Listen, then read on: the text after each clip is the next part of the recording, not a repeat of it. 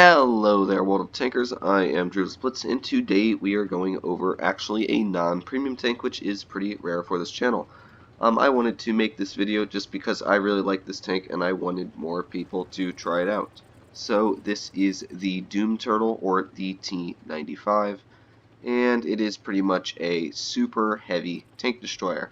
However, it is not as heavy as it used to be, as it was nerfed, which made it quite stoppable now, which is one of the issues with this tank. However, I really like running it. Now, I'm pretty sure it used to go 14 kilometers per hour, and they recently buffed it to 16, maybe a year ago.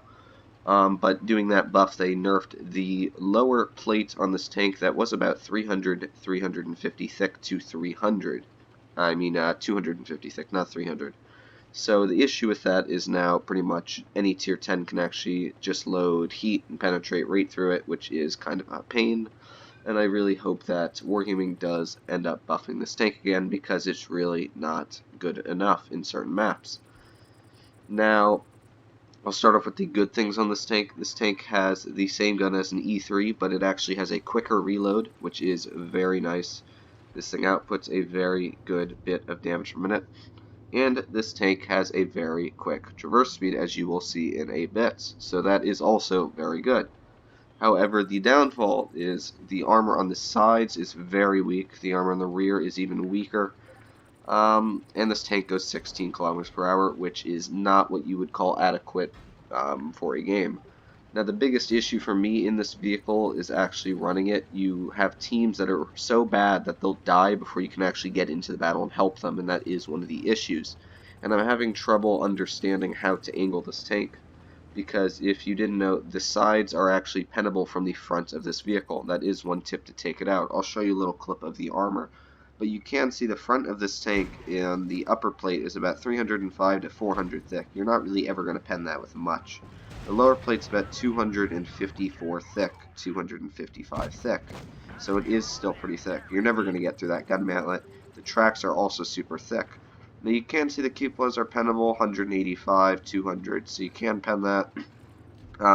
But the issue is that you see when you angle this tank a bit, you can actually penetrate the side of it from the top side, which is only about 190 thick. So that is one issue if you have a very high caliber gun.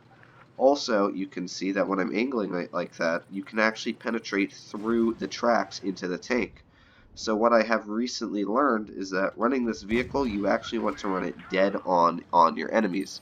And that is one of the issues I've been encountering, is I've been trying to angle it a bit, backing up, and it actually doesn't work. So when you're running this vehicle, drive it dead on at your enemies. It's like an M6 experimental, except on the sides, again, it is super weak, so do not leak your sides. Now, getting into the gameplay of this vehicle, it has a very nice gun.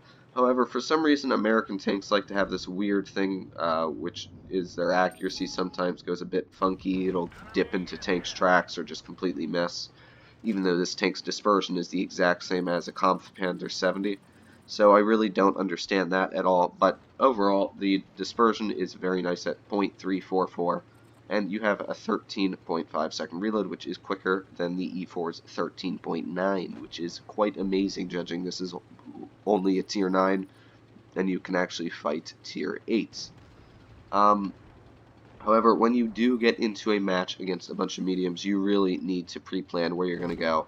You really want to run this tank with a platoon, because as you can see, I have to plan where I'm going to go everywhere ahead of time, try to cut people off. However, I misjudged where those tanks are going to go, and it turns out they actually went the medium route. Now, this game, there is a Jagdpanzer with 1200 health, but he has just been lowered to 824 by the IS-7, and an E50M with 412. Now, our IS-7 is being smart and staying back, because that Jagdpanzer can potentially ammo rack him, or just take 900 to 800 off him, leaving him pretty easily for that E50M to just start whipping hit points off with heat. So I am going to just drive straight through, because I am a T95. And that is really how you want to run this vehicle, is you just want to drive it straight through.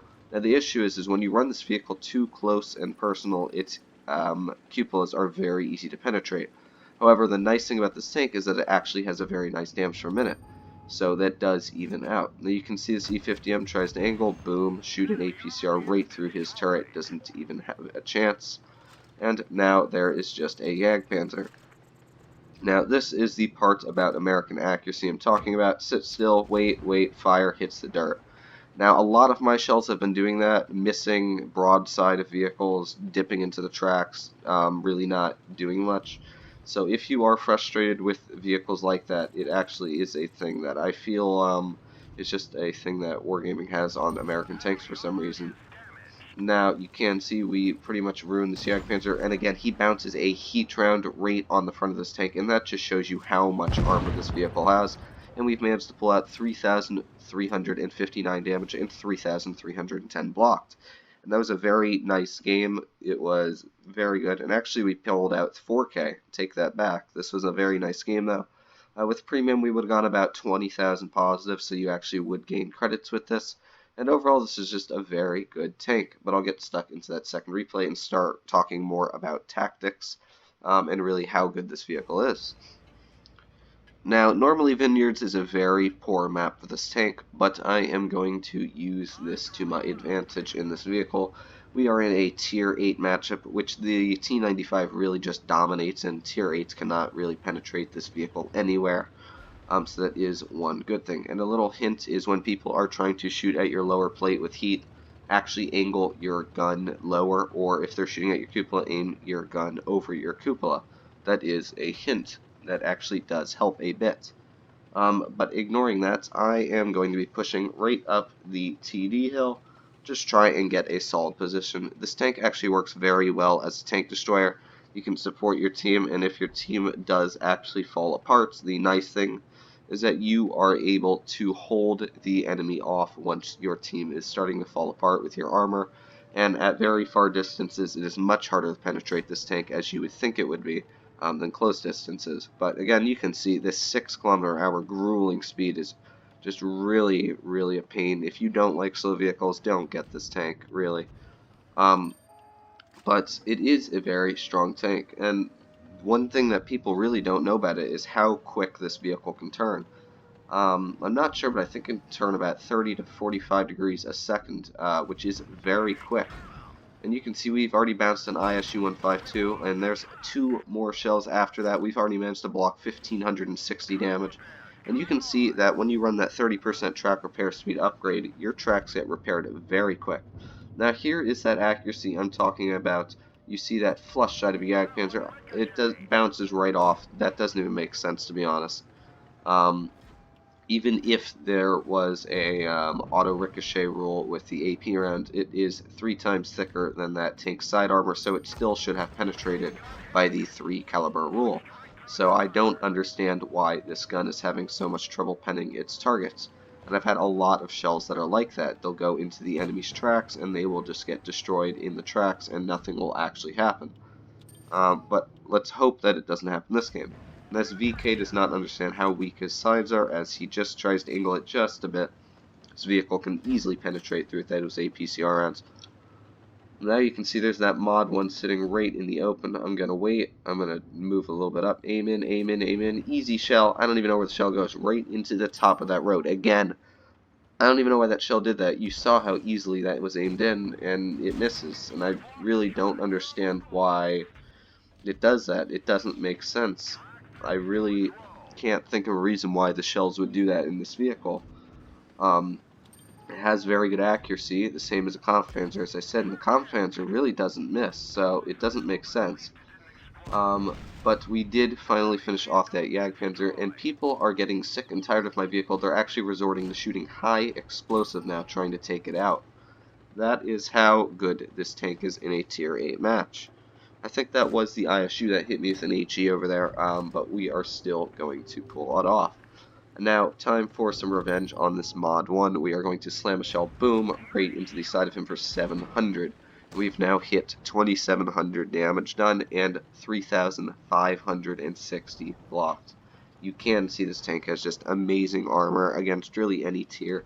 Even tier 10s have a tough time penetrating it, and as long as you have a somewhat competent team, you can push this vehicle straight into the enemy lines as long as you have teammates that push with you. However, If you are not running this vehicle with a platoon mate like me, and you do have a bad team, and your team tends to fall apart or they don't push heavy, you are going to be screwed because you can't do anything. However, finally a shell flies true and blows that ISU up for a high roll of 1010, bringing us up to 3,781 damage and 4,020 blocked. Now that is just a crazy number on itself, but come on, can we get this final shell in? Yes, we can. 1,002 damage, finishing this match off with 4,783 damage. This WT is so angry he's going to try and penetrate us, but he doesn't even get the shell in. And you could see I was just trying to angle that track a bit so that he can actually penetrate. I mean, couldn't. However, what I learned on Armor Inspector a couple hours ago is that angling it actually doesn't work. Now you can see 4,700 damage. We still went positive in credits without premium. This vehicle does do fine on credits. We really just managed to carry this whole game, and this is a very nice tank to carry teams in if you are good in armored tanks. This is also very good practice for any other armored tank destroyers like a Jagdpanzer or anything. But I really do like the Doom Turtle. I would suggest to pick one up just for a bit of fun, you know, try it out, see how it is. Thanks for watching my video, though. If you did like it, leave a comment down below. Tell me why. If you don't like it, tell me why as well. Downvote it. Don't forget to subscribe, and thanks.